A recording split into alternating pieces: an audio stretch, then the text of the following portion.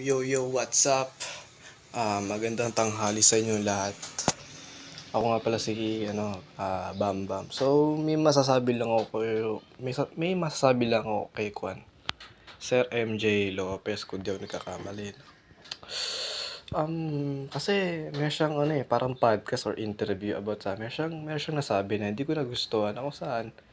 Hindi porke sinabi ko hindi ko nagustuhan, ibig sabihin galit na ako. No, it's just I'm just disappointed kasi sabi niya hindi daw maganda yung pananalita sa kanya ng mga ibang tao or pananalita ng ibang tao sa kapwa-tao na sasabihan kang kalbo, ganyan-ganyan, or paninira na daw yun, tapos daw pwede daw ipakulong yung ganyan, o kaya ipapakulong daw ni Sir MJ Lopez kung sakaling mayroong nang aasar sa kanya na kalbo siya. So, ang sa akin lang masabi ko dyan, So, sabi niya gano'n, ipapakulong niya pag may nangaasar sa kanya, halimbawa kalbo, ganyan. Ito ang masasabi ko dyan.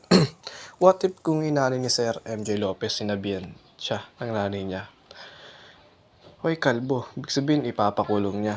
Eh, mali, di ba? Pangit yung ganong mentality. Sasabihin mo, ipapakulong mo.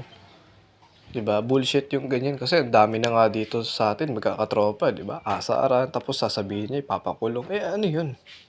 Normal nga yung ganun eh. Hindi naman paninirang puri yung ganun eh. Kung ako kalbo, asa rin akong kalbo. Okay lang kasi literal na kalbo.